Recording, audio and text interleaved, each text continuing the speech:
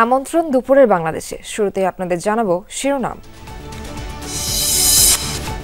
কুমিল্লার মুরাদনগরে ধর্ষণ মামলায় ৫ জন গ্রেফতার, আজই তোলা হবে আদালতে। হাতিয়ার কিশোরীকে রাঙামাটিতে নিয়ে নিপীড়ন, আটক ১। অভ্যুত্থানের বর্ষপূর্তিতে সারা দেশে জুলাই জুড়ে এনসিপির পদযাত্রা। ৫ আগস্ট ছাত্র জনতার মুক্তি দিবস, ঘোষণাপত্র প্রকাশ ও আওয়ামী লীগ নিষিদ্ধ না করায় ক্ষোভ। ৩রা আগস্ট এই ছাত্র জনতার জুলাই ঘোষণাপত্র এবং ইস্তিহার কর্মসূচি রাখছি। প্রত্যাশা শুনে তাদেরকে সাথে নিয়ে আমরা ৩রা আগস্ট শহীদ মিনারে ছাত্র জনতার জুলাই ঘোষণাপত্র এবং ইস্তিহার পাঠ করব। আবু সাঈদের মৃত্যু দিবসে জুলাই সনদ স্বাক্ষরের পরিকল্পনা, জানালো ঐকমত্য কমিশন। পরিবর্তনের আকাঙ্ক্ষা বাস্তবায়নে দলগুলোকে ছাড় দেওয়ার আহ্বান। আজও আয়কর, ভ্যাট ও শুল্ক অফিসে চলছে কমপ্লিট শাটডাউন কর্মসূচি। বন্ধ আমদানি রপ্তানি কার্যক্রম, হচ্ছে না পণ্য খালাসও। ছাত্রদল নেতা নুরুজ্জামান জনিকে গুম করে ক্রসফায়ারে হত্যার ঘটনায় ট্রাইব্যুনালে বিএনপির অভিযোগ। সাবের হোসেন চৌধুরী সহ অভিযুক্ত ৬২ জন। রাজধানীর উত্তরায় ট্রাকের ধাক্কায় ৩ জন নিহত, মরদেহ রাখা হয়েছে সোহরাওয়ার্দী হাসপাতালের মর্গে, স্বজনদের আহাজারি। ১৫ বছর ধরে ইরানে গুপ্তচর বৃত্তি চালিয়েছে মোসাদ, দ্য টাইমসের প্রতিবেদন। নজর রাখছিল পরমাণু কর্মসূচির ওপর।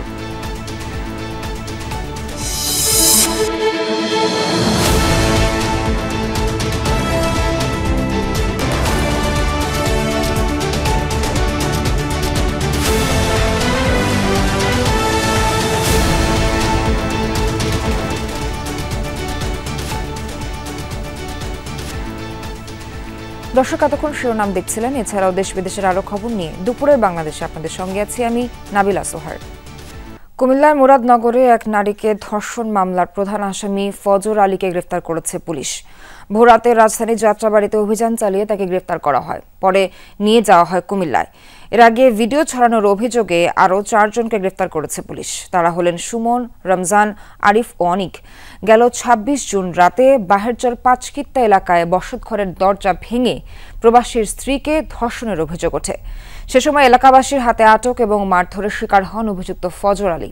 পরে পালিয়ে যান তিনি। ঘটনাস্থলে উপস্থিত কিছু মানুষ ভিকটিমের ভিডিও ধারণ করে সামাজিক যোগাযোগ মাধ্যমে ছড়িয়ে দেয়। শুক্রবার ভুক্তভোগী এই বিষয়ে থানায় মামলা করেন। যেহেতু একটি মামলা, ধর্ষণ মামলা হয়েছে এবং এটি তদন্ত চলছে, তদন্তের পর্যায়ে যদি জানা যায় এই ঘটনার অন্য কোনো মোটিভ আছে কিনা কিংবা এর সাথে আরও কেউ জড়িত আছে কিনা, আমরা সবাইকে আইনের আওতায় আনব। এই বিষয়ে সবশেষ আপডেট জানাতে কুমিল্লা থেকে যুক্ত হচ্ছেন সহকর্মী খোকন চৌধুরী। খোকন, আপনি আমাদেরকে বরাবরই তথ্য দিচ্ছেন, জানতে চাই আপনার কাছে আসামিদের আদালতে তোলার ব্যাপারে কোনো তথ্য পেয়েছেন কিনা, আর মামলার বিষয়ে নতুন কোনো তথ্য পাওয়া গেছে কিনা? সোহার, আসলে এই মামলার বিষয়ে যদি বলতে চাই, মামলাটি যে ভুক্তভোগী নারী সে কিন্তু ফজর আলীকেই আসামি করে মামলাটি দায়ের করেন গত শুক্রবার। তো তারপর থেকে কিন্তু এই হঠাৎ করে যখন এই ভিডিওটি সামাজিক যোগাযোগ মাধ্যমে ছড়িয়ে পড়ে, এরপরই কিন্তু আসলে শুরু হয় মামলার আসলে ভিন্ন খাত। এবং এই ঘটনার রেশ ধরে যারা এই ছবিটি ভাইরাল করেছেন তাদের মধ্য থেকেও কিন্তু ৪ জনকে ইতিমধ্যে আইনশৃঙ্খলা বাহিনী গ্রেপ্তার করেছে। তো এই বিষয়ে কিন্তু এই আলাদাভাবে আরও একটি মামলা হচ্ছে, এটি ডিজিটাল নিরাপত্তা আইনে আমাদেরকে পুলিশ যেটি জানিয়েছেন। তো সব মিলিয়ে আসলে এই ঘটনার পর থেকে কিন্তু বিভিন্ন মাধ্যম বা বিভিন্ন সামাজিক মানুষজন কিন্তু আসলে ফুলে ফেঁপে উঠেছে এবং তীব্র প্রতিবাদ জানাচ্ছে। এবং বিকেলবেলা কিন্তু এই ঘটনাকে কেন্দ্র করে হিন্দু সমাজের পক্ষ থেকে, হিন্দু মোর্চা ঐক্য পরিষদের পক্ষ থেকে কিন্তু একটি বিক্ষোভ করারও ঘোষণা দিয়েছেন। হয়তো বিকাল ৫টা নাগাদ তার ঘোষণা হবে। তবে এখন পর্যন্ত কিন্তু যে আসামিদের কাউকেই এখন পর্যন্ত আদালতে তোলা হয়নি। পুলিশের সঙ্গে কথা বলে যেটি জেনেছি, তারা বলছেন যে তাদের কিছু আইনগত প্রক্রিয়া রয়েছে, সেই প্রক্রিয়াগুলি সম্পূর্ণ হলেই আদালতে নিয়ে আসবেন। তো কিছুক্ষণ আগে এই বিষয়ে আমাদেরকে যেটি জানিয়েছেন মুরাদনগর থানার ওসি সোহার। খোকন, আপনাকে ধন্যবাদ। কুমিল্লার মুরাদনগরে ধর্ষণের ঘটনা ঘিরে স্থানীয় আওয়ামী লীগ নেতার অপকর্ম বিএনপির ওপর চাপিয়ে দেওয়ার চেষ্টা হচ্ছে বলে অভিযোগ করেছেন বিএনপির নেতা রুহুল কবির রিজভী।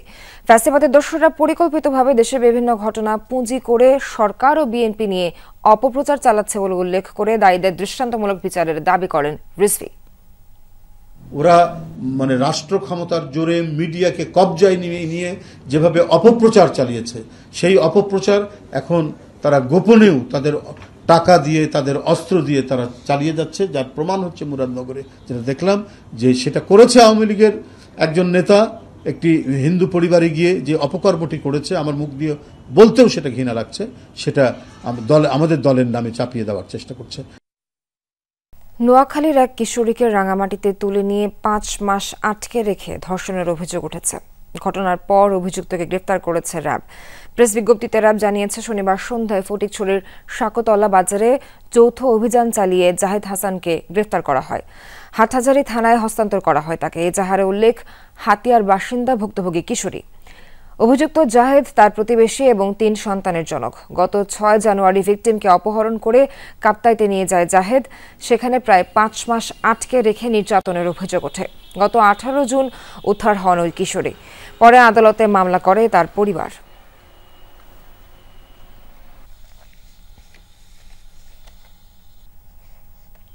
শহীদ আবু সাঈদের মৃত্যুর দিবসে জুলাই সনদে স্বাক্ষরের পরিকল্পনা আছে, তবে তা না হলেও 1 মাসের মধ্যেই জুলাই সনদ স্বাক্ষর করা হবে বলে জানিয়েছেন জাতীয় ঐকমত্য কমিশনের সহ সভাপতি আলী রিয়াজ।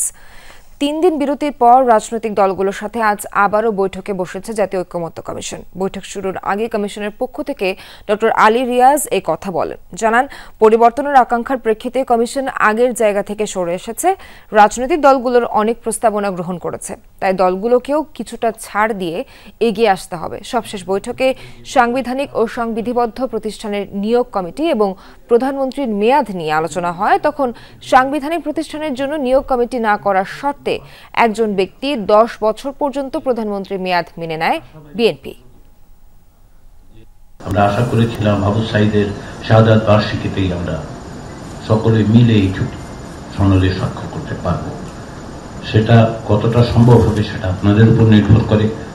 আমরা খানিকটা শঙ্কিত যে সেই জায়গায় আমরা যাব না, তবে এটা আমি বলতে পারি যে আমাদেরকে অবশ্যই জুলাই মাসের মধ্যেই এই প্রক্রিয়ার একটা পরিণতির দিকে যেতে হবে। দর্শক, ফরেন সার্ভিস একাডেমিতে ঐকমত্য কমিশনের সাথে রাজনৈতিক দলের বৈঠক চলছে। এই বিষয়ে বিস্তারিত জানাতে যুক্ত হচ্ছেন সহকর্মী আরিফুর রহমান সবুজ।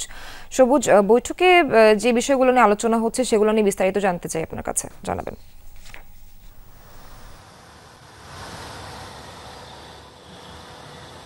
সোহার, মূলত আজকে 2টি এজেন্ডা নিয়ে মূলত আলোচনা হওয়ার কথা রয়েছে। শুরুতেই আমরা যতটুকু জানতে পেরেছি, সাংবিধানিক এবং সংবিধিবদ্ধ প্রতিষ্ঠানের নিয়োগ কমিটি নিয়ে আলোচনা শুরু হয়েছে এবং সেখানে মূলত কমিশনের পক্ষ থেকে একটি প্রস্তাবনা দেয়া হয়। অর্থাৎ এই যে কমিটিটি হবে সেই কমিটিটির কাঠামো কীরকম হবে এবং এর ক্ষমতা কতটুকু হতে পারে সেই বিষয়ে কমিশনের পক্ষ থেকে প্রস্তাবনা দেয়া হয় এবং এরপরেই মূলত রাজনৈতিক দলের যারা প্রতিনিধি রয়েছে সেটির উপর আলোচনা শুরু করেন এবং কমিশনের পক্ষ থেকে বলা হয়েছে যে এই যে কমিটিটি গঠন হবে সাংবিধানিক প্রতিষ্ঠানের নিয়োগের জন্য, তারা বলেছিলেন যে যেসব শূন্য পদ রয়েছে সাংবিধানিক বা সংবিধিবদ্ধ প্রতিষ্ঠানের, সেই শূন্য পদের বিপরীতে এই সাংবিধানিক কমিটি 2টি করে নাম প্রস্তাব করবে রাষ্ট্রপতির কাছে এবং রাষ্ট্রপতি এই 2টি নাম থেকে একজনকে নিয়োগ দেবেন। যদিও এটির বিরোধিতা করেছে এনসিপি সহ 2-1টি দল এবং অন্যান্য দলগুলো আমরা যতটুকু জানতে পেরেছি যে একমত হয়েছে।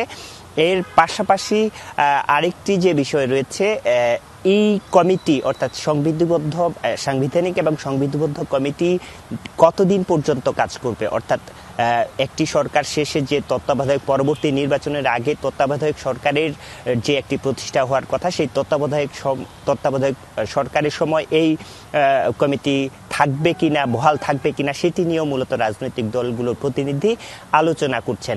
এর পাশাপাশি আরেকটি বিষয় নিয়ে এখানে আলোচনার কথা রয়েছে, মূলত উচ্চকক্ষের গঠন প্রক্রিয়া নিয়ে এবং ঐকমত্য কমিশন চাচ্ছে যে এই 2টি বিষয়ে সুরাহা যেন আজকের মধ্যে শেষ হয়ে যায়, কারণ কমিশনের হাতে খুবই অল্প সময় রয়েছে, জুলাইয়ের মধ্যেই তারা একটি জুলাই সনদ রাজনৈতিক দলগুলো সবুজ জানাচ্ছিলেন যেহেতু হাতের সময় কম আজকের মধ্যে আলোচনা শেষ করার কথা। ধন্যবাদ আপনাকে। ৩৬ দিন ব্যাপী জুলাই আন্দোলনের বর্ষপূর্তি কর্মসূচি ঘোষণা করেছে এনসিপি। ৩ আগস্ট ছাত্র জনতার ইশতেহার ও ঘোষণাপত্র পাঠ করবে দলটি। সরকার ঘোষণাপত্র দিতে ব্যর্থ হয়েছে বলে জানান দলটির আহ্বায়ক নাহিদ ইসলাম। ১ জুলাই থেকে দেশব্যাপী পদযাত্রা দিয়ে শুরু হবে কর্মসূচি। চাকরিতে কোটা বৈষম্য দূর করার দাবিতে উত্তাল রাজপথ। ২০২৪ সালের ১৬ জুলাই আবু সাঈদের আত্মত্যাগের পর বিক্ষোভ রূপ নেয় গণ আন্দোলনে। ৩ আগস্ট ছাত্র জনতার এক দফা দাবি ঘোষণার মধ্য দিয়ে আওয়ামী লীগ সরকার পতনের সূচনা হয়। ৫ই আগস্ট এক বছর আগে প্রবল প্রতিরোধের যে মহাকাব্য রচিত হয়েছিল, বছর ঘুরে দুয়ারে সেই রক্তাক্ত জুলাই। জুলাই আন্দোলনের নেতৃত্ব থেকে উঠে আসা দল এনসিপি বর্ষপূর্তি উপলক্ষে ঘোষণা করেছে ৩৬ দিনের কর্মসূচি। ১ জুলাই থেকে ৩০ জুলাই পর্যন্ত আমাদের সারা বাংলাদেশ ব্যাপী আমাদের ৬৪টা জেলায় জুলাই পদযাত্রা হবে। আমরা এই পদযাত্রার নাম দিয়েছি দেশ গড়তে জুলাই পদযাত্রা। আমরা ১ জুলাই শহীদ আবু সাঈদের কবর জিয়ারতের মাধ্যমে এই পদযাত্রাটি শুরু হবে। নাহিদ ইসলাম বলেন, শহীদ পরিবার ও আন্দোলনকারীদের দাবি ছিল জুলাই ঘোষণাপত্রের। সরকার সেই দাবি পূরণের আশ্বাসও দিয়েছিল। আবারও সবাইকে আহ্বান জানাবে এনসিপি। এবার কেউ না আসলেও হবে ইশতেহার পাঠ। ফলে আমি মনে করব যে সরকার যেহেতু ব্যর্থ হয়েছে, আমরা কারো ওপর নির্ভরশীল নই। অবশ্যই আমাদের দায়িত্ব এই ঘোষণাপত্রটি জনগণের উদ্দেশ্যে, জনগণকে সাথে নিয়ে একটি ঘোষণাপত্র রচনা করা। ফলে আমরা আমাদের মতো করে এই ঘোষণাপত্র পাঠ করব। পরবর্তীতে সরকারের একটি দায়িত্ব থাকবে সেটাকে কিভাবে আইনি প্রক্রিয়ায় একটা আইনি ডকুমেন্টে সেটাকে রূপান্তর করা। বৈষম্য বিরোধী আন্দোলনের স্বপ্ন পূরণ নিয়ে সদ্য বিদায়ী নেতৃত্বের কারো কারো আক্ষেপ নিয়ে মন্তব্য করেনি এনসিপি নেতারা। রাসেল আহমেদ, যমুনা নিউজ, ঢাকা। দ্বিতীয় দিনের মতো চলছে এনবিআর সংস্কার ঐক্য পরিষদের কমপ্লিট শাটডাউন কর্মসূচি। তবে সার্বিক বিষয়ে অর্থ উপদেষ্টার সঙ্গে আলোচনার জন্য সচিবালয়ে যাবেন ঐক্য পরিষদের প্রতিনিধি দল। সকাল ৯টা থেকে বিভিন্ন করাঞ্চল থেকে আসা কর্মকর্তা কর্মচারীরা অবস্থান নিয়েছেন রাজস্ব ভবনের প্রধান ফটকের সামনে। সতর্ক অবস্থানে আইন শৃঙ্খলা রক্ষা বাহিনী। আন্দোলনকারীরা জানান দাবি আদায় না হওয়া পর্যন্ত মাঠে থাকবেন তারা। ঐক্য পরিষদের মহাসচিব জানান, এনবিআর সদস্যদের মাধ্যমে আলোচনায় বসার আহ্বান জানানো হয়েছে। সময় নির্দিষ্ট হলে প্রতিনিধি দল সচিবালয়ে যাবে। এদিকে কর্মসূচির প্রভাবে অচলাবস্থা দেখা দিয়েছে ব্যবসা বাণিজ্যে, বঞ্চিত হচ্ছেন সেবাগ্রহীতারাও। ২২ জুন থেকে দ্বিতীয় দফায় শুরু হওয়া আন্দোলন রূপ নিয়েছে চেয়ারম্যান অপসারণের এক দফা দাবিতে। তবে শাটডাউনের আওতামুক্ত রয়েছে আন্তর্জাতিক যাত্রী সেবা।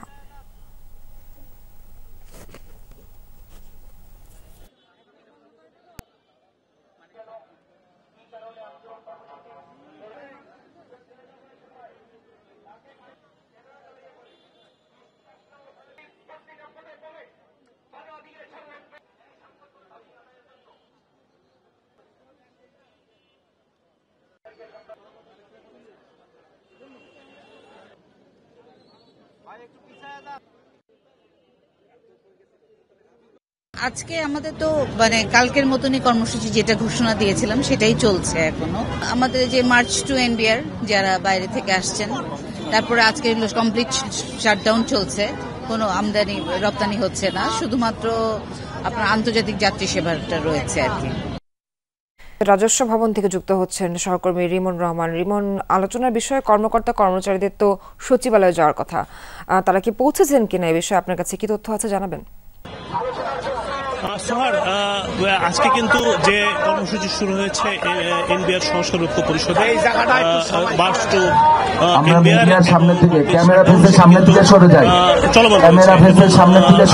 একটি বিষয় তারা জানিয়েছেন যে অর্থ উপদেষ্টার সঙ্গে একটি বৈঠক হবে তাদের, এবং সেটি কাঙ্ক্ষিত বৈঠক। কারণ এই কয়েকদিন ধরে বৈঠকের জন্য বিভিন্ন বিষয় নিয়ে আলোচনা চলছিল, কিন্তু বৈঠকটি হচ্ছিল না। সরকারের সঙ্গে যে ঐক্য পরিষদের যে বৈঠকটি সেটি আজকে হওয়ার জন্য সময় নির্দিষ্ট নির্দিষ্ট করা হয়েছে। এখানে যারা ঐক্য পরিষদের নেতৃবৃন্দ রয়েছেন তারা যেটি জানিয়েছেন যে 4টায় সচিবালয়ে অর্থ উপদেষ্টা ডক্টর সালাউদ্দিন আহমেদের সঙ্গে বিগত 2 মাস ধরে আমাদের চলমান এই আন্দোলনের সাথে আপনারা একত্রতা ঘোষণা করে আপনারা যে কষ্ট করছেন রোদ বৃষ্টি উপেক্ষা করে ব্রিফিং করে যেতে পারে। পাশাপাশি সেই বিষয়টি আলোচিত হচ্ছে, সেই বিষয়টি হচ্ছে যে এনবিআর যে বিভক্তি করার যে বিষয়টি চলে আসছিল সেই বিষয়ে কিন্তু আলোচনা হবে। সেই বিভক্তি হওয়ার ফলে যে পদায়ন নিয়ে যে সংকট তৈরি হয়েছিল, অর্থাৎ 2 বিভাগের সচিব কে হবে সেটা নিয়ে জটিলতা তৈরি হয়েছিল। পাশাপাশি এনবিআর এর কিছু আন্দোলনের কারণে কিছু কর্মকর্তাদের বদলি করা হয়েছিল, সেই বদলির বিষয়টি কিন্তু আলোচনা হবে। যে বদলি প্রত্যাহারের বিষয়টি কিন্তু এখানে আলোচনায় আসতে পারে। সেই বিষয়গুলো আলোচনা বুঝতে পেরেছি। রিমন বিস্তারিত জানাচ্ছেন, ধন্যবাদ আপনাকে। শুল্ক কর্মকর্তাদের টানা কর্মসূচিতে স্থবির চট্টগ্রাম কাস্টমস হাউস ও বন্দর রয়েছে আমদানি রপ্তানির শুল্কায়ন কার্যক্রম। এতে বন্দর থেকে পণ্য খালাসের প্রভাব পড়েছে। আন্দোলনের কারণে বন্দরের বিভিন্ন জেটিতে দেখা দিয়েছে কন্টেইনার জট, বাড়ছে বন্দরের জলসীমায় অপেক্ষমান জাহাজের সংখ্যাও। জাতীয় রাজস্ব বোর্ড বিলুপ্তির প্রতিবাদ ও চেয়ারম্যানের অপসারণের দাবিতে দ্বিতীয় দিনের মতো 60 কর্মসূচি অব্যাহত রেখেছে শুল্ক কর্মকর্তারা। চট্টগ্রাম কাস্টম হাউসের কোনো কার্যক্রমে অংশ নিচ্ছেন না কর্মকর্তা কর্মচারী। প্রতিটি দপ্তরেই ঝুলছে তালা। আমদানি ও রপ্তানিকারকদের প্রতিনিধিরা এসে ফেরত যাচ্ছেন। শুল্কায়ন করতে না পেরে দুর্ভোগে পড়েছেন। বলছেন আন্দোলনের কারণে বাড়তি মাশুল গুনতে হবে তাদের, যা ভোক্তার উপর প্রভাব ফেলবে। সংকট সমাধান করার দাবি জানিয়েছেন আমদানি রপ্তানিকারকদের প্রতিনিধিরা। সরকার এবং এনবিআর এর কর্মচারীদের বা কর্মকর্তাদের সাথে যে বৈরিত আচরণ বা যেটা হচ্ছে, এটার জন্য আলটিমেটলি ব্যবসায়ীরাই ক্ষতিগ্রস্ত হচ্ছে, আমরা ক্ষতিগ্রস্ত হচ্ছে, আমাদের কাজ জমে যাচ্ছে, এই বন্দরের যে অ্যাক্টিভিটিস কমে যাচ্ছে। বন্দরে কন্টেইনার যানজট আছে, কারণ এখন ডেলিভারি স্থবির, ডেলিভারি হচ্ছে না। একটা কন্টেইনার কালকেও ডেলিভারি হয়নি, আজও হয় নাই। ড্যামেজ খাচ্ছে পোর্টে প্লাস শিপিং এর জন্য 1 টাকা মাফ করবে না, প্লাস আপনার পোর্টে 1 টাকা মাফ করবে না। নিম্ন আদালতের বিচারকদের চাকরির শৃঙ্খলা বিধি অনুমোদন করে 2018 সালে আপিল বিভাগের দেয়ার রায় স্থগিত করেছেন প্রধান বিচারপতি ডক্টর সৈয়দ রেফাত আহমেদের নেতৃত্বাধীন 6 বিচারপতির বেঞ্চ। সকালে এই আদেশ দেন আপিল বিভাগ। আদালতে আবেদনের পক্ষে শুনানি করেন আইনজীবী মোহাম্মদ শিশির মনির। রাষ্ট্রপক্ষে ছিলেন অ্যাটর্নি জেনারেল মোহাম্মদ আসাদুজ্জামান। এর আগে বিচার বিভাগ পৃথকীকরণ সংক্রান্ত মাসদার হোসেন মামলার রায়ের ধারাবাহিকতায় বাংলাদেশ জুডিশিয়াল সার্ভিস শৃঙ্খলা বিধিমালা 2017 প্রজ্ঞাপন আকারে 2017 সালের 11 ডিসেম্বর প্রকাশ করা হয়। এই বিধিমালা গ্রহণ করে 2018 সালের 3 জানুয়ারি আদেশ দেন 5 সদস্যের আপিল বিভাগ। এই আদেশ পুনর্বিবেচনা চেয়ে তৃতীয় পক্ষ হিসেবে আইনজীবী মোহাম্মদ শিশির মনির সহ 8 আইনজীবী মে মাসে আপিল বিভাগে আবেদন করেন। আবেদনটি গত 21 মে আপিল বিভাগের চেম্বার আদালতে ওঠে। সেদিন আদালত আবেদনটি আপিল বিভাগের শুনানির জন্য নির্ধারণ করেন। এর ধারাবাহিকতায় গত বৃহস্পতিবার শুনানি হয়।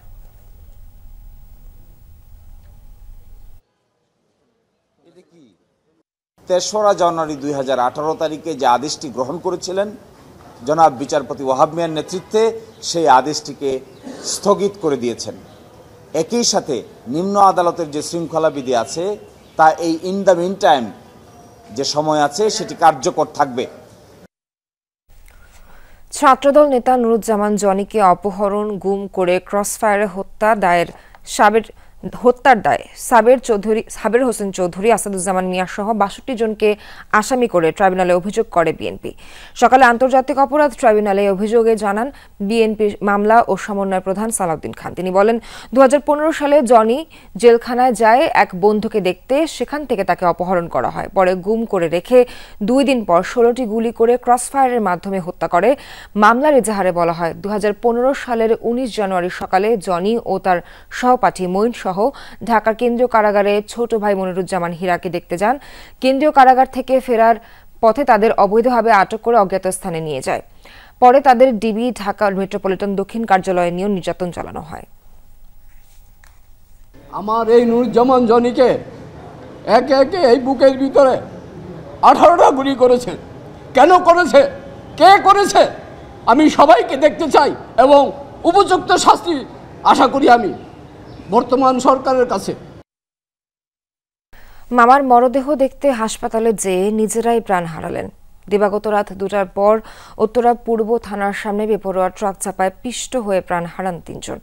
নিহতরা হলেন ফাহিম, নাইম ও জাবেদ। ফাহিম ও নাইম খালাতো ভাই আর জাবেদ দুজনেরই মামা। পুলিশ রাতেই মরদেহ উদ্ধার করে শহীদ সোহরাওয়ার্দী মেডিকেল কলেজের মর্গে পাঠায়। পুলিশ জানায় একই পরিবারের ৩ জন রাতে উত্তরার হাসপাতালে তাদের আত্মীয়ের মরদেহ দেখতে যান। হাসপাতাল থেকে বাসায় ফেরার পথে লাশ হলো ৩ জন। চালক ও ঘাতক ট্রাকটি আটক করা হয়েছে। নিহত ফাহিম আহসান উল্লাহ বিজ্ঞান ও প্রযুক্তি বিশ্ববিদ্যালয়ের কম্পিউটার সায়েন্সের ৩য় বর্ষের ছাত্র। তার মৃত্যুর খবরে মর্গে ছুটে যান বন্ধু সহপাঠীরা।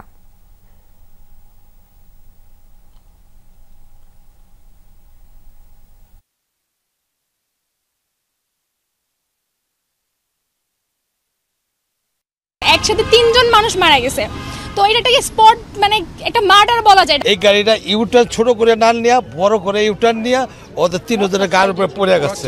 আমার ভাইয়ের সাথে এরকম করছে, ওদের বিচার চাই আমি। এরকম বিভৎস হত্যাকাণ্ড, এটা তো অ্যাক্সিডেন্ট বলবো না, হত্যাকাণ্ড বলবো। আমার ছেলে নারী পুরুষ সব বাইর করে দিছে, কেমন অবস্থা আছে, মারছে ওরা।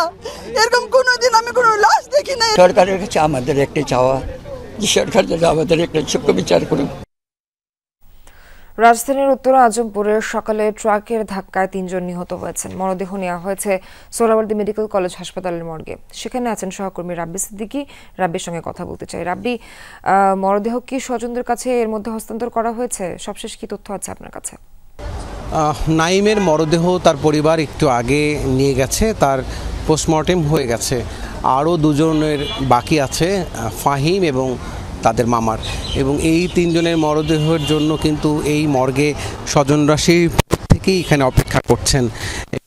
পাচ্ছি ফাহিমের যেমন সহপাঠী বন্ধু যেমন তারা এসেছেন, সেই সাথে শিক্ষকরাও এসেছেন।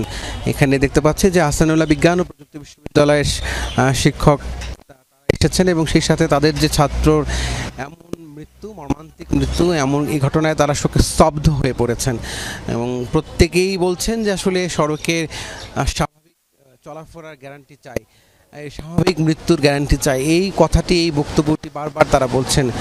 যদিও উত্তরা পূর্ব থানা পুলিশের যারা আছেন দায়িত্বে, আমি কথা বলেছিলাম ওসির সাথে, তিনি বলেছেন যে চালক তাৎক্ষণিকভাবেই আটক হয়েছেন। সেই সাথে যেই ঘাতক ট্রাকটি, যে ট্রাকটি 3 জনকে চাপা দিয়ে মেরে ফেলেছে, সেই ট্রাকটিকেও কিন্তু আটক করা হয়েছে। নিয়ম অনুযায়ী তাদেরকে আদালতে তোলা হবে, চালককে, এবং সেই সাথে সর্বোচ্চ শাস্তি নিশ্চিত করার জন্য পুলিশ পদক্ষেপ নেবে। কিন্তু আসলে এই যে সড়কে হত্যার সাজা কিন্তু খুবই কম, আপনি জানেন নিশ্চয়ই। খুব দ্রুতই কিন্তু জামিন হয়ে যায়। শিক্ষার্থীরা 2018 সালে নিরাপদ সড়কের আন্দোলন করেছে, এবং সেই নিরাপদ সড়ক কিন্তু এখনো হয়নি। সেই ক্ষোভের কথা, আক্ষেপের কথাই কিন্তু ফাহিমের সহপাঠীরা কিন্তু বারবার বলছিলেন। আমি যদি বলি যে এই মর্গে এখন 3টি পরিবার, 3টি লাশ, এবং সবার চোখে মুখে কিন্তু একটাই দাবি যে এই মৃত্যুর সঠিক বিচার, সেই সঙ্গে দৃষ্টান্তমূলক শাস্তি। সোহার। রাব্বি, আপনাকে ধন্যবাদ। খেলাপি ঋণের সাথে নিরাপত্তা সঞ্চিতি বা প্রভিশন ঘাটতিতেও সৃষ্টি হয়েছে নতুন রেকর্ড। মার্চ শেষে এই ঘাটতি বেড়ে দাঁড়িয়েছে 1,70,000 কোটি টাকার উপর। বছরের প্রথম 3 মাসে ঘাটতি বেড়েছে 64,500 কোটি টাকা। ব্যাংকার ও বিশ্লেষকরা বলছেন, খেলাপি বৃদ্ধির কারণে বাড়ছে প্রভিশন ঘাটতি। ফলে নানামুখী চাপে পড়বে ব্যাংক, আস্থা হারাবেন আমানতকারীরাও। সংকট কাটাতে ঋণ আদায়ে জোর দেওয়ার পরামর্শ তাদের। আমানতকারীদের সুরক্ষা দিতেই সব ধরনের ঋণের বিপরীতে প্রভিশন সংরক্ষণ করতে হয় ব্যাংকগুলোকে। নিয়মিত ঋণের বিপরীতে 0.25% থেকে 5% এবং খেলাপি ঋণের মানভেদে 20 থেকে 100% প্রভিশন সংরক্ষণ করতে হয়। কিন্তু খেলাপি ঋণ বেড়ে যাওয়ায় নিয়ম মেনে প্রভিশন সংরক্ষণ করতে পারছে না অনেক ব্যাংক। বাংলাদেশ ব্যাংকের হালনাগাদ প্রতিবেদন অনুযায়ী চলতি বছরের মার্চ শেষে ব্যাংকিং খাতে প্রভিশন ঘাটতি বেড়ে দাঁড়িয়েছে 1,70,000 কোটি টাকার উপরে। শেষ 3 মাসেই বেড়েছে 64,500 কোটি টাকা। সরকারি ব্যাংকের পাশাপাশি বেসরকারি ব্যাংকেও বেড়েছে প্রভিশন ঘাটতি। 93,000 কোটি টাকার বিপরীতে সরকারি ব্যাংকগুলো প্রভিশন সংরক্ষণ করেছে 29,000 কোটি টাকার কিছু বেশি। ঘাটতি প্রায় 64,000 কোটি টাকা। আর 1,76,000 কোটি টাকার বিপরীতে বেসরকারি ব্যাংক প্রভিশন সংরক্ষণ করেছে 69,000 কোটি টাকা। ঘাটতি 1,07,000 কোটি টাকা। এখানে ব্যাড ইনভেস্টমেন্টের সংখ্যাটাই হলো মেজর।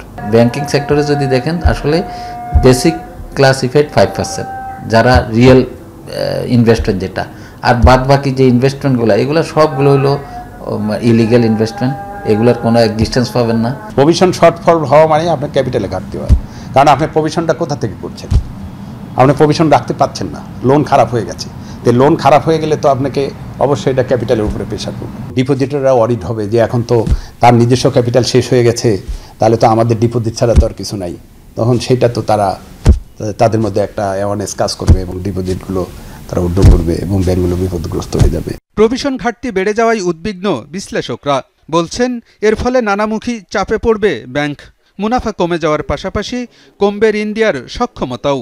স্বাভাবিক যে শক্তি মানে ব্যাংকের যে আর্থিক শক্তি এটা তো কমে যাবে, কারণ আলটিমেটলি আপনার ক্যাপিটালে কন্ট্রিবিউশন হবে না, আপনার প্রভিশনিং শর্টফল থাকবে, আপনার প্রফিট কমে যাবে, তো সব কিছু মিলিয়ে তো ব্যাংকও দুর্বল হয়ে যাবে। এলসি খুলতে গেলে দেখবেন ওরা আপনার কি বলে ওই যে কনফার্মেশন চার্জ বাড়ায় দিচ্ছে, তো এরকম বহুমাত্রিক ইম্প্যাক্ট হয়। বাংলাদেশ ব্যাংকও বলছে প্রভিশন ঘাটতিতে সংকট বাড়বে ব্যাংকের, ঘাটতি পূরণে উদ্যোক্তাদেরই এগিয়ে আসতে হবে। প্রভিশন ঘাটতি হওয়া মানে তার ইম্প্যাক্ট হবে সরাসরি মূলধন ঘাটতি হবে, এটা চেইন ইফেক্ট। প্রভিশন ঘাটতি মেটানোর দায়িত্ব ব্যাংকের। ব্যাংক কী হবে তার উদ্যোক্তারা রিক্যাপিটালাইজ করবে অথবা বাইরে থেকে টাকা আনবে তাদের ব্যাপার, আমরা তো বলবো তুমি প্রভিশন ঘাটতি পূরণ করো। চলতি বছরের মার্চ শেষে ব্যাংকিং খাতে খেলাপি ঋণ বেড়ে দাঁড়িয়েছে 4,20,000 কোটি টাকার উপরে, যা বিতরণ করা ঋণের 24% বেশি। আলমগীর হোসেন, যমুনা নিউজ, ঢাকা। জামালপুরে আইনশৃঙ্খলা বাহিনীর পরিচয় ডেকে নিয়ে ইউপি সদস্যকে কুপিয়ে হত্যা করেছে দুর্বৃত্তরা। শনিবার মধ্যরাতে ইসলামপুর উপজেলার জিগাতলা চর এলাকায় হয় এই হত্যাকাণ্ড। নিহত আব্দুর রহিম কুলকান্দি ইউনিয়নের 1 নম্বর ওয়ার্ডের সদস্য এবং একই ইউনিয়ন আওয়ামী লীগের যুব ও ক্রীড়া বিষয়ক সম্পাদক ছিলেন তিনি। স্বজনদের দাবি, গভীর রাতে আইনশৃঙ্খলা বাহিনীর পরিচয়ে রহিমকে ডেকে নেয় কয়েকজন, এরপর বাড়ির উঠানে তাকে কুপিয়ে হত্যা করে দুর্বৃত্তরা। বাধা দিলে স্ত্রীসহ স্বজনদের মারধর করা হয়। সকালে পুলিশ মরদেহ উদ্ধার করে। 18তম শিক্ষক নিবন্ধন মৌখিক পরীক্ষায় অনিয়ম ও বৈষম্যের প্রতিবাদ এবং চূড়ান্ত ফলাফল পুনর্নিরীক্ষণ ও সনদ প্রদানের দাবিতে রাজধানীর রমনা এলাকায় এনটিআরসিএ ভবন ঘেরাও করেছেন সনদ প্রত্যাশীরা। আন্দোলনকারীদের দাবি, কর্মকর্তাদের দুর্নীতির কারণে প্রিলি ও লিখিত পরীক্ষায় উত্তীর্ণ হওয়ার পরও মৌখিক পরীক্ষায় তাদের ফেল করিয়ে দেওয়া হয়েছে। তারা বলছেন, ইচ্ছে করে সার্কুলারের 2 বছর পর ফলাফল ঘোষণা করায় অনেকের চাকরির বয়স শেষ হয়ে গেছে। আন্দোলনকারীদের অভিযোগ, কোনো পরীক্ষার্থী 40 নম্বর পেয়ে পাশ করলেও অনেককে আবার ফেল করানো হয়েছে। বলছেন, এই পরীক্ষায় এত বেশি দুর্নীতি হয়েছে যেখানে কোনো বোর্ডে 30 জনের মধ্যে 29 জনকেই ইচ্ছে করে ফেল করানো হয়েছে। দাবি আদায় না হওয়া পর্যন্ত আন্দোলন চালিয়ে যাওয়ার ঘোষণা দেন তারা। কুড়িগ্রামের অসচ্ছল মুক্তিযোদ্ধাদের জন্য নির্মাণাধীন আবাসন প্রকল্পের কাজ শেষ হয়নি, অথচ কাগজে কলমে শতভাগ বাস্তবায়ন দেখিয়ে ঠিকাদারের বিরুদ্ধে উঠেছে বিল তুলে নেওয়ার অভিযোগ। পট পরিবর্তনের পর পালিয়েছে সব ঠিকাদার। আইনি ব্যবস্থার পাশাপাশি দ্রুত কাজ শেষ করার আশ্বাস দিয়েছে স্থানীয় প্রশাসন। কুড়িগ্রামের ভুরুঙ্গামারী উপজেলার উত্তর ছাটগোপালপুর গ্রামের বাসিন্দা বীর মুক্তিযোদ্ধা আব্দুল মজিদ 4 বছর আগে সরকারিভাবে বাড়ি বরাদ্দ পেলেও থাকতে হচ্ছে টিনের ঘরে। 2021-22 অর্থ বছরে অসচ্ছল বীর মুক্তিযোদ্ধাদের জন্য নির্মাণাধীন আবাসন প্রকল্পের অধীনে বাড়ি বরাদ্দ পান আব্দুল মজিদ। কাজ শেষ হওয়ার কথা ছিল 1 বছর পরই, তবে 4 বছর কেটে গেলেও বাড়ির কাজ হয়েছে মাত্র 70 ভাগ। পরিবারের অভিযোগ, মুক্তিযোদ্ধার স্বাক্ষর জাল করে শতভাগ কাজ শেষ দেখিয়ে পুরো বিল তুলেছে ঠিকাদার। আমি জানি না, বিল তুলে কর্মচারী খাইছে, আমি সই যাইনি, কোনো সই করি নেই। 5 বছর ধরে বিছনাথপুরে হয়েছে, কেরা স্বাক্ষর দিল, আমার স্বামী তো স্বাক্ষর দেয়নি, আমার স্বামী ঘর থেকে উঠতে পারে না। বেলাল ঠিকাদার আর হাফিজ ঠিকাদার আর অন্যান্য ঠিকাদারের ফাইনাল বিল করে দিয়ে দিছে। আসলেই মূলত ঘরের 100% না, 50% কাজও হয় নাই। শুধু আব্দুল মজিদই নন, ভুরুঙ্গামারী উপজেলার 122 জন মুক্তিযোদ্ধারই একই হাল। কেউ ঘর বরাদ্দ পেয়েছেন 2021-22 অর্থ বছরে, আর কেউ বা 2022-23। তবে কাগজে কলমে প্রকল্প বাস্তবায়ন দেখানো হলেও বাস্তবে তার অস্তিত্ব মেলেনি। অর্থ নয়ছয়ের অভিযোগ রয়েছে কাজ পাওয়া 9 ঠিকাদারের বিরুদ্ধেই। বিল পরিশোধ করে নিছে করে শুনতেছি, তারপরে কাগজ উঠালাম, হ্যাঁ বিল ওরা মানে আমাকে নকল করে কাকে যে সই করাইছে তাও জানি না। চালানার দরজা কিছুই হয় নাই, ঘর শ্যাওলা পড়ে গেছে, 3 বছর ধরে পড়ে আছে। ঘরের মাপ ঠিক নাই, হাইট ঠিক নাই, ওই জানলা দরজা মানে নিম্নমানের কাজ আর কি। আওয়ামী লীগ সরকার পতনের পরই পালিয়ে যায় এসব ঠিকাদার। তাদের সাথে যোগাযোগ করা হলেও তারা বলছেন দায় সারা কথা। আমাদের ঘর 2 বছর আগে থেকে থাকতেছে, তারা শুধু একটা ঘরে ওই লোকের ডিস্টার্বের কারণে ওই অবস্থাটা হচ্ছে। স্যার আটকায় রাখছে না, টাকা দেয় আমাকে, ওই তামাকি হয়ে যাবে দেখে টাকা আটকায় রেখে ফাইনাল করে দেয়। দ্রুত এই প্রকল্পের কাজ শেষ করার আশ্বাস দিলেন উপজেলা নির্বাহী কর্মকর্তা। কাজ সমাপ্ত দেখে যারা বিল তুলেছে তাদের বিরুদ্ধে ব্যবস্থা নেওয়া হবে বলেও জানান তিনি। 2 জন ঠিকাদারের কাজ আগামী 20 দিনের মধ্যে শেষ হয়ে যাবে। বাকি 4 জনের কাজ একটু সময় লাগবে, কারণ এরা অনেক দূরে দূরে বাড়ি, ঠিকাদাররা ঠিকমতো আসতে চায় না। 2 জন ঠিকাদারের কাগজপত্রও আমরা পাঠিয়েছিলাম যে এদের ঠিকাদারি লাইসেন্স আমরা বাতিল করার জন্য লিখে দিব। ওই কার্যক্রম চলমান আছে। আবাসন প্রকল্পটির অধীনে প্রতিটি ঘরের জন্য বরাদ্দ দেয়া হয় 14,80,901 টাকা। জারিন অর্নি, যমুনা নিউজ। ইরানে হামলারও অন্তত 15 বছর আগে থেকে দেশটিতে গোয়েন্দাগিরি চালিয়ে আসছে ইসরায়েল। নজরদারি করেছে তেহরানের পরমাণু কর্মসূচির ওপর। দ্য টাইমস এর এক অনুসন্ধানী প্রতিবেদনে উঠে এসেছে এ তথ্য। গোয়েন্দা সূত্রে বরাতে জানিয়েছে, বছরের পর বছর ইরানের ভূখণ্ডে ঘাঁটি গেড়ে তথ্য সংগ্রহ করেছে মোসাদ এজেন্টরা। মানচিত্র তৈরি করেছে গুরুত্বপূর্ণ পরমাণু স্থাপনাগুলোর। একাধিকবার ছদ্মবেশে আইআরজিসি হেডকোয়ার্টার্সে প্রবেশ করেছে গুপ্তচররা। ইরানের পরমাণু স্থাপনাগুলোয় একের পর এক হামলা, নিখুঁত টার্গেটের শিকার পরমাণু বিজ্ঞানীরা।